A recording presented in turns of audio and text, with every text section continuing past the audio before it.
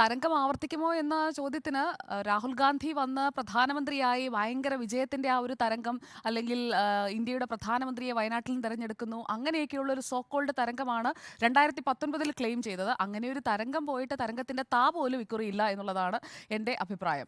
പിന്നെ ഒരു തരംഗം ആവർത്തിക്കാൻ പോകുന്നുണ്ട്, അത് തോൽവിയുടെ തരംഗമാണ്. അത് രാഹുൽ ഗാന്ധിക്കും കോൺഗ്രസിനും ഒക്കെ ഉടനെ തന്നെ കാത്തിരുന്ന് കാണാം. ജൂൺ 4-ന് നമുക്കും അത് പ്രേക്ഷകരിലേക്ക് എത്തിക്കാൻ കഴിയും. ആ ഒരു തരംഗമാണ് സംഭവിക്കാൻ പോകുന്നത്. ഇവിടെ രാഹുൽ ഗാന്ധി വയനാട്ടിലേക്ക് വീണ്ടും മത്സരിക്കാനായി വന്നിരിക്കുകയാണ്. സിറ്റിംഗ് എം പി എത്രത്തോളം മണ്ഡലത്തിൽ സജീവമായിരുന്നു എന്നതൊക്കെ നമ്മൾ ആവർത്തിച്ച് ചർച്ച ചെയ്തതാണ്. വീണ്ടും വീണ്ടും പറയുന്നതിൽ എനിക്കൊരു ജാള്യതയുണ്ട്, അതുകൊണ്ട് അത് വീണ്ടും പറയുന്നില്ല. രാഹുൽ ഗാന്ധി മണ്ഡലത്തിൽ അധികം ഒന്നും വന്നിട്ടില്ല എന്നുള്ളത് വയനാട്ടുകാർക്ക് തന്നെ അറിയാവുന്ന കാര്യവുമാണ്.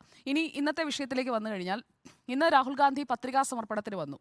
ഇനി രാഹുൽ ഗാന്ധി വരാൻ പോകുന്നത് 15-ാം തീയതിയാണ്. അതായത് ഇന്ന് വരുന്നു, പത്രിക കൊടുക്കുന്നു, പോകുന്നു. ഇനി 15-ാം തീയതി വരുന്നു, ഒരാഴ്ച നിൽക്കുന്നു, പോകുന്നു. അത്രയൊക്കെ മതി. കാരണം രാഹുൽ ഗാന്ധിക്ക് വേണ്ടി വോട്ട് ചോദിക്കാനായി അവിടെ കോൺഗ്രസ് വളരെ സജീവമായുണ്ട്, UDF ക്യാമ്പ് വളരെ സജീവമായുണ്ട്. പക്ഷേ ഇന്ന് ലീഗിന്റെ പതാകയുമില്ല, കോൺഗ്രസിന്റെ പതാകയുമില്ല. അതാണ് അവിടെ നമ്മൾ കാണുന്ന പ്രധാനപ്പെട്ട ഒരു കാര്യം. എന്തുകൊണ്ടാണ് റോഡ് ഷോയിൽ ഒരു പതാക പോലും എടുക്കാത്തത്?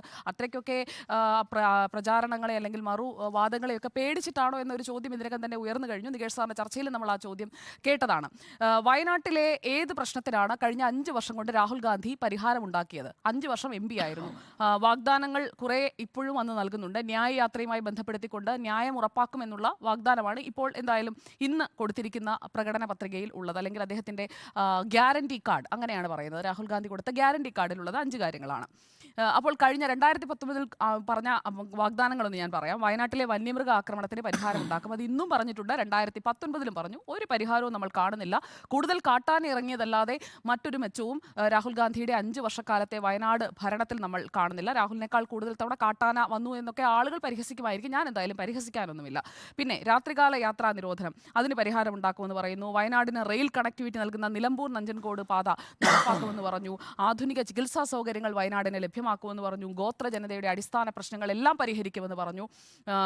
പിന്നെ ഇത് ചില കാര്യങ്ങൾ മാത്രമാണ് കേട്ടോ. ഇത്രയും കാര്യങ്ങൾ പറഞ്ഞ രാഹുൽ ഗാന്ധി ഈ 5 വർഷം കൊണ്ട് മണ്ഡലത്തിന് വേണ്ടി, വയനാടിന് വേണ്ടി ചെയ്തു കൊടുത്ത കാര്യങ്ങൾ എന്തൊക്കെയാണ് എന്നുള്ളതാണ്.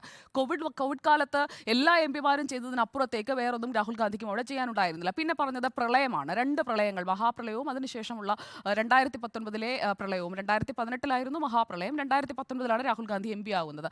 അപ്പോൾ വയനാട് പ്രളയത്തിൽ വിറച്ചപ്പോൾ അതിൽ നൽകിയ സഹായങ്ങളാണ് എടുത്തു പറയാൻ കഴിയുന്ന ഒരേ ഒരു കാര്യം. അത് ആരായാലും ഏത് ജനപ്രതിനിധിയായാലും സ്വാഭാവികമായി ചെയ്യേണ്ടതാണ്. സംസ്ഥാന സർക്കാർ ചെയ്ത കാര്യങ്ങൾക്ക് ഒപ്പം നിന്നതല്ലാതെ രാഹുൽ ഗാന്ധിയായി പ്രത്യേകിച്ച് ഒന്നും ചെയ്യാൻ വന്നതല്ല എന്നതാണ് അതിലെ വസ്തുത. അപ്പോൾ രാഹുൽ ഗാന്ധിയുടെ പ്രവർത്തനം, ഒരു MP എന്ന നിലയിലുള്ള പ്രവർത്തനം, അത് ഒരു MP മണ്ഡലത്തിൽ ചെയ്യേണ്ട കാര്യങ്ങൾ ഔട്ട്സോഴ്സ് ചെയ്യുകയാണോ വേണ്ടത് എന്നുള്ളതാണ് എനിക്ക് ഇന്ന് ഉയർത്താനായിട്ടുള്ള ചോദ്യം. കാരണം ഇത് BPO ഒന്നുമല്ല. രാഹുൽ ഗാന്ധിക്ക് വേണ്ടി സിദ്ദിഖ് പോയാൽ മതി, രാഹുൽ ഗാന്ധിക്ക് വേണ്ടി അല്ലെങ്കിൽ മറ്റൊരു നേതാവ് പോയാൽ മതി എന്ന് പറയാൻ. രാഹുൽ ഗാന്ധി എന്ന് പറഞ്ഞാൽ ഈ മണ്ഡലത്തിന്റെ MP ആണെങ്കിൽ അവിടെ രാഹുൽ ഗാന്ധി തന്നെ വേണം, അല്ലാതെ മറ്റൊരാളല്ല അത് ചെയ്യേണ്ടത്. അപ്പോൾ രാഹുൽ ഗാന്ധി മറ്റു കാര്യങ്ങളിൽ മുഴുകിയ സമയത്ത് മണ്ഡലത്തെ അത്രയ്ക്കൊന്നും ശ്രദ്ധിച്ചിട്ടില്ല എന്നുള്ളതൊരു വസ്തുതയാണ്. അപ്പോൾ അങ്ങനെ ഒരു MP മതി വയനാടിനെങ്കിൽ ഓക്കെ, മണ്ഡലത്തിലുള്ളവർക്ക് രാഹുൽ ഗാന്ധിയെ വീണ്ടും തിരഞ്ഞെടുക്കാം. എന്തായാലും പ്രധാനമന്ത്രിയൊന്നും ആകാൻ പോകുന്നുവെന്ന് വയനാട്ടിലുള്ള ഒരാൾ പോലും വിശ്വസിക്കുന്നില്ല എന്നുള്ളതാണ് വസ്തുത. കാരണം രാഹുൽ ഗാന്ധി പ്രധാനമന്ത്രിയാകാനോ കോൺഗ്രസ് അടങ്ങുന്ന ഇന്ത്യ മുന്നണി അധികാരത്തിലെത്താനോ പോകുന്നില്ല എന്നുള്ളത് വയനാട്ടിലുള്ളവരും കേരളത്തിലുള്ളവരും ഒക്കെ ഇതിനകം തന്നെ മനസ്സിലാക്കി കഴിഞ്ഞിരിക്കുകയാണ്. പിന്നെ രാഹുൽ ഗാന്ധി ഇന്ന് പറഞ്ഞത്, ഞാൻ രാഷ്ട്രീയം പറയുന്നില്ല, കുടുംബാംഗങ്ങളോടുള്ള സംസാരം എന്ന രീതിയിലാണ് ഇന്ന് സംസാരിക്കുന്നത് എന്നൊക്കെയാണ്. അതൊക്കെ പറയുന്നതിൽ എത്രത്തോളം അർത്ഥമുണ്ട്? കാരണം രാഷ്ട്രീയ മത്സരമാണ്. ഒരു പോൾ ബാറ്ററിയിൽ വന്നിട്ട് ഞാൻ രാഷ്ട്രീയം പറയുന്നില്ല എന്ന് പറയുന്ന ആൾ, അത് ഇന്ത്യ മുന്നണിയുടെ തന്നെ ഏറ്റവും പ്രധാന കക്ഷികളിൽ ഒന്നായ CPI-ക്കെതിരെ സ്ഥാനാർത്ഥിയായി നിൽക്കുന്നതിന്റെ ജാള്യത കൊണ്ടാണ് എന്ന് വേണമെങ്കിൽ നമുക്ക് പറയാൻ കഴിയും. ഈ ഒരു മത്സരം കൊണ്ട് രാഹുൽ ഗാന്ധി കൊടുക്കുന്ന സന്ദേശം എന്താണ്? എനിക്ക് രണ്ടാമത് വെക്കാനുള്ള പോയിന്റ് അതാണ്. കാരണം ഭാരത് ജോഡോ യാത്ര, ഭാരത് ന്യായ് യാത്ര, ഇതിൽ രണ്ടിലും BJPയുടെ ഐഡിയോളജി അതിനെയൊക്കെ വിമർശിച്ചുകൊണ്ടിരുന്ന രാഹുൽ ഗാന്ധി എന്തിനാണ് CPI-ക്ക് എതിരെ അല്ലെങ്കിൽ ആനി രാജയ്ക്കെതിരെ മത്സരിക്കാനായി വയനാട്ടിലേക്ക് വരുന്നത്? ഇലക്ട്രൽ ബാറ്റിൽ ഒരു സ്ട്രേറ്റ് ഫൈറ്റ് രാഹുൽ ഗാന്ധിക്ക് നടത്താമായിരുന്ന മണ്ഡലങ്ങളുണ്ടല്ലോ, എന്തുകൊണ്ട് അത് തെരഞ്ഞെടുക്കുന്നില്ല?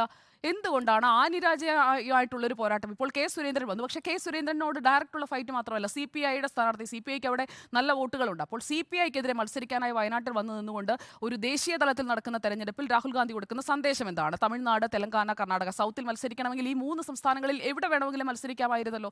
അതും രാഹുൽ ഗാന്ധി തെരഞ്ഞെടുക്കുന്നില്ല. അപ്പോൾ രാഹുൽ ഗാന്ധി കൊടുക്കുന്ന സന്ദേശം എന്ന് പറയുന്നത് ഒരു മോശം സന്ദേശമാണ്. അത് ഇന്ത്യ മുന്നണി എന്ന് പറയുന്ന ആശയത്തെ പൊളിക്കുന്ന സന്ദേശമാണ് എന്നുള്ളതാണ് എൻ്റെ ഫസ്റ്റ് ടേക്ക്. പിന്നെ ഇന്ന് D രാജ പറഞ്ഞ ഒരു കാര്യം കൂടി ഞാൻ ആട്രിബ്യൂട്ട് ചെയ്യുകയാണ്. ഡി രാജ പറഞ്ഞത് ഇതൊരു ഷോർട്ട് സൈറ്റഡ് ഡിസിഷനാണ് കോൺഗ്രസിൻ്റെതെന്ന്. ഞാൻ അതിനോട് പൂർണ്ണമായും യോജിക്കുകയാണ്. കാരണം ദീർഘവീക്ഷണത്തോടെ ചെയ്യേണ്ട കാര്യങ്ങൾക്ക് പകരം രാഹുൽ ഗാന്ധിയുടെ ജയം എന്ന് പറയുന്ന ഒരു സിംഗിൾ പോയിന്റിലേക്ക് ഈ മത്സരം ചുരുങ്ങി പോവുകയാണ്. രാഹുൽ ഗാന്ധി മറ്റൊരിടത്ത് നിന്നാൽ ജയിക്കില്ല. അതുകൊണ്ട് വയനാട്ടിൽ ഉറപ്പാണ്. ലീഗ് ഉള്ളിടത്തോളം കാലം കോൺഗ്രസിനെ പേടിക്കാനില്ല. അതുകൊണ്ട് അവിടെ വരുന്നു, മത്സരിക്കുന്നു, ജയിക്കുന്നു. അങ്ങനെ ആ ഒരു ജയത്തിന് വേണ്ടി ഇന്ത്യ മുന്നണി എന്ന് പറയുന്ന വലിയ ഒരു പിക്ചറിനെ ഒരു ചെറിയ വളരെ സ്റ്റാമ്പ് സൈസ് പിക്ചറാക്കി ചുരുക്കി കളയുകയാണ് രാഹുൽ ഗാന്ധി ചെയ്തത്. വയനാട്ടിൽ വന്നു, നാമനിർദ്ദേശ പത്രിക കൊടുത്തു, ജയിക്കുമായിരിക്കും. ശരി.